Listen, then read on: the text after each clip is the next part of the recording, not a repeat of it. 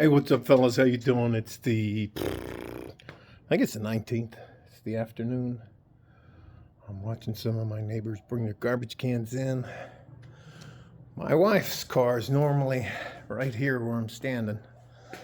And now that I finally convinced her to stop working, she has time to take on some of the things that she not only wants to do, but she gets pulled away every once in a while for one or another things. And one of these things was one of her close friends who is never been married called up just crying her eyes out because the guy she wanted to spend Christmas and New Year's with told her told her no because she wasn't. He basically told her he was embarrassed to be with her like that because she's not attractive to him. And I think that completely version of that's Nala.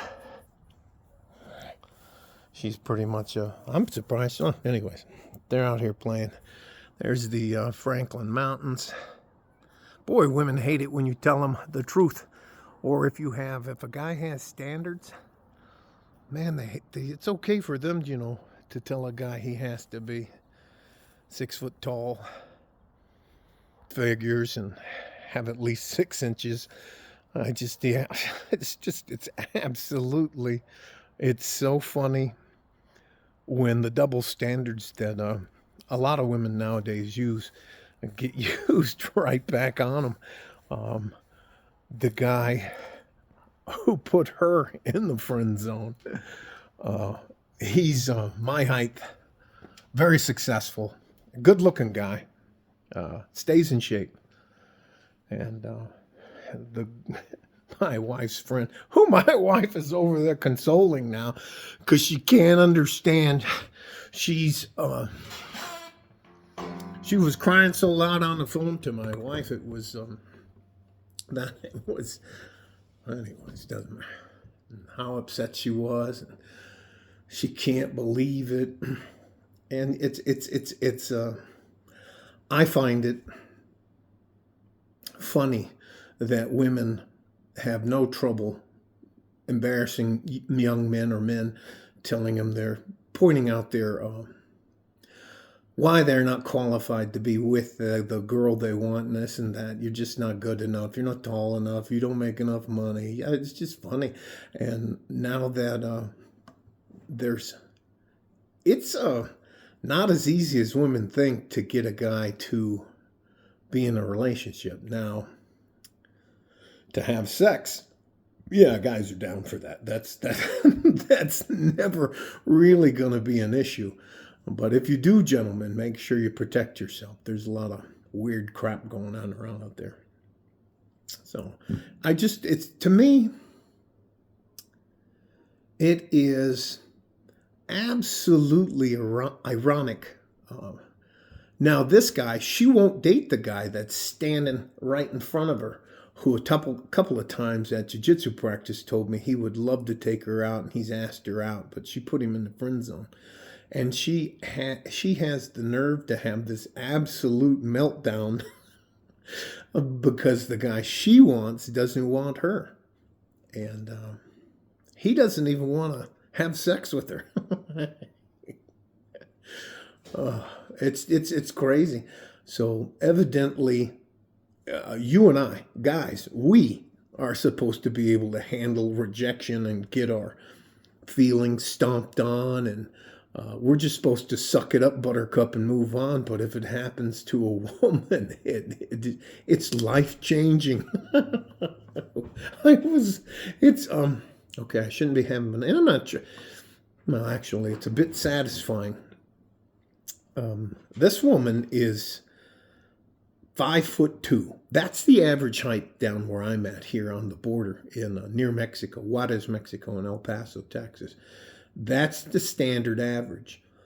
And the guy she wants is my height. I'm over 6 foot tall. Anyways, doesn't matter. She has a list, like a list with the like 40 or 50, maybe even 100 things on it that the guy has to have, and down to the color of his eyes. He has to have blue eye. Anyways, whatever. And she had a plan. He was going with her to their Christmas party and then the New Year's Eve and doing this and doing that. And oh, by the way, he was going to have to pay. Every time I think I've figured out how delusional women are, and guys aren't being suckers anymore. Well, I'd say at least 35-45% of the guys aren't being suckers. There are a lot of simps out there who say or do anything. And then you got Chad, Tyrone, Miguel, and Choi out there, and Muhammad out there, just eating up 80% of the women. You know, those top 10% of the guys are eating up 80% of the women. It's insane. But and you know, now we're a few days from Christmas, and down here, I don't know if it's the same where you're at, but down here,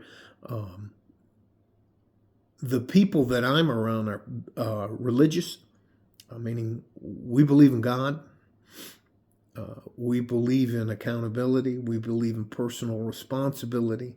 We believe if you sit down and don't move off the couch and eat 5,000 calories a day, you should not be surprised if you end up overweight and out of shape.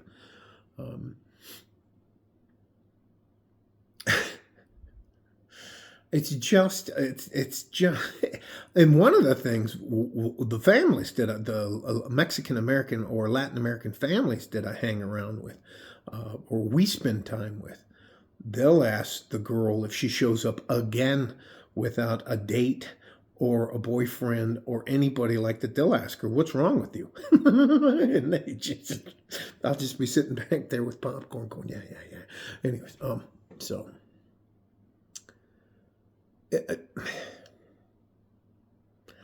I will tell you this, ladies, and I'm not bagging on you. I have a wife. I love my mother-in-law. I love my wife's family. They're very traditional on that. But the guy that most of you were supposed to marry, the guy that most of you were supposed to build a life with, even if you didn't want to have children, to where instead of paying 100% of every bill, instead of paying 100% of the groceries, the rent, the thing, you could be paying 50%. Or if you find a good, hard-working man, probably nothing. But rather than that, the guy that's been standing here in front of your face for your whole life, you put him in the friend zone because he didn't meet your laundry list, your 100-plus list of things guys are required to have. I mean, it's just unbelievable. So and there's a lot of ladies down here who are serial, and a lot of them are losing their jobs. I had no idea. I haven't had a job in a long time. I didn't have any idea that some of the corporations, some of the telemarketing, and there's a lot of people in the car industry selling cars that are having a lot of problems now. Dealerships may be going. What did one of the guys say? That the group that's called Stellantis, and I'm not sure. I know Jeep's one of them, but they're having problems. They're letting people go. That's what I meant to say. A lot of these women that are working at call centers and customer service stuff, or working as secretaries, they're being let go. I mean, it is what it is, and now it's not funny, but I mean, sometimes you get, I shouldn't say that. I'm not going to say that, but sometimes things happen for a reason. Again, ladies, there are millions and millions of qualified guys out there, but you have either mistreated them or put them in the friend zone, or you've used them one too many times for a meal, or it's crazy. So, well, if my wife doesn't, my wife will come back in a few hours, but it's just, I could hear her on the phone. I want a house. I want somebody to hold. I want somebody. She was just going on and on and on. And this is the same lady who I've spoken to in the living room when they had the wine club, when they used to come over here and drink up all. I don't drink liquor anymore. I just don't drink alcohol at all anymore. And shit, I'm coming up on my 4 days. I'll have a year sober. So anyways, they would come over here and just show up, not bring anything, not a card, not a thank you card, nothing, and just show up and eat and drink all. Anyways, till I put a stop to that shit. So anyways, but it's hilarious. The wall, and a lot of my wife's older, and all of her friends are around her age, and they're between 35 and 55. So that window in there, and the wall has already hit the majority of them. Their delusion, a lot of them are losing their jobs now. And one of the good things, if you are smart enough as a woman, you'll make peace with a man. And that's the only thing that most men really are looking for, is peace and a partner. I don't dominate my wife. I don't tell my wife, you do this, you do that. No, I don't do any of that. My wife's my partner. We have an executive marriage, but we also have a prenup. We also have a videotape prenup that's in writing. Anyways, it doesn't, and no, it's not perfect, but it's something. She pays half of the bills. That's part of the prenup. It's just like when people have roommates, and the roommates of a different, a man and a woman get together and share an apartment. They end up fooling around. Anyways, I think I'm beating this dead horse, but ladies, and I know, and I realize that I cannot be part of the MGTOW movement, the Men Go Their Own Way movement, but I am definitely an advocate, and I will do what I can to support those guys and the Red Pill community, because they have been getting screwed over for most of their lives, most of them for most of their lives. And it's patently unfair that they have to suffer all. They're just good, hard-working men that are tired of getting kicked in the fucking balls all the time, punched in the mouth, told them that they don't qualify, they're not good enough. And so they were like, well, fine, we're going to take our toys and go off and be by ourselves. And you know what? A lot of those guys have a lot of money, have houses, cars, and stuff like that. Because guys are willing to work harder than women are. And I know I'll get some flack for that, but guys are doing the dangerous jobs. You can, as a felon, you can, without a degree, go up to Midland, Texas, or Odessa, Texas, and make $200,000 a year in the oil and gas fields. Yeah, I'll say that again. You can go to Midland, Texas, or Odessa, Texas, and get on a crew, working wells, doing whatever out there, and make $200,000 a year. Is there a great chance you're going to get hurt? Yep. Have I ever seen a woman working on an oil rig? Nope. Have you ever seen one off in the North Sea? Nope. Have I ever seen a woman in combat? Nope. I mean, so anyways, guys are willing to do what it takes to be successful, even if we have to risk our lives. And that's not in a lot of women's DNA.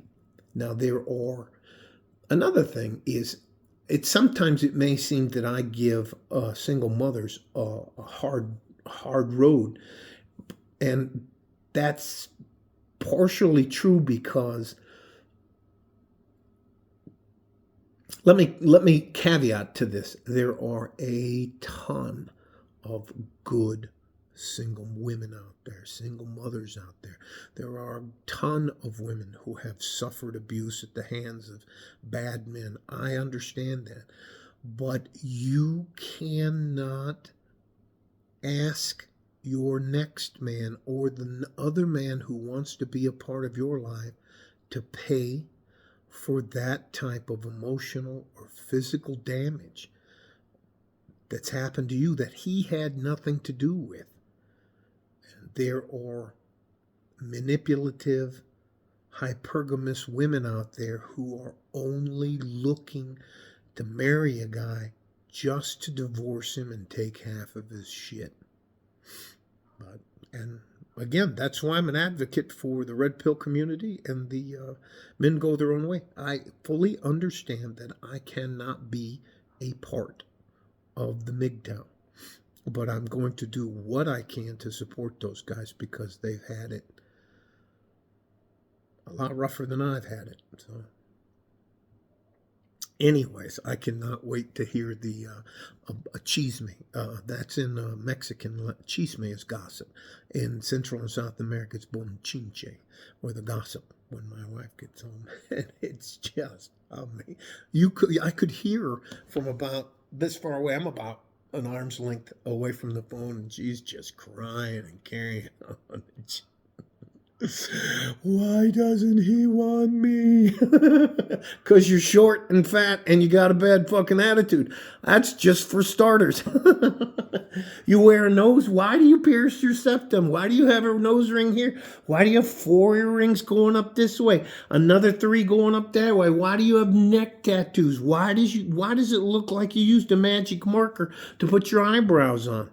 That's not what you look like in the morning. Why do you wear 2 pounds of makeup? Anyways, that's what was running through my mind. I was just like, guys have had enough. And the good traditional women get snatched up with a quickness. So the rest of these ladies are what winners here. All right, love you guys. I didn't mean to drone on for that. I will tell you this, that I'm pretty sure we're getting our ass kicked this week. I haven't looked at the dividend reinvestment plan, but I'm pretty sure we're taking an ass whooping this week. We're up $10,000. So if we don't lose $10,000 this week, we'll still make money this year. But it doesn't look pretty from what I see off the Dow. And that I just follow the ticker symbols for our drip stocks. All right. Love you guys. Stay safe and healthy. Take care of each other if you can. And if you can't, you have to take care of yourselves. Winter's here, ladies. Time's up for a bunch of you. And the wall is a mofo. Like a Ford and a G-string. From West Texas, El Paso. I'm out of here. Bye-bye.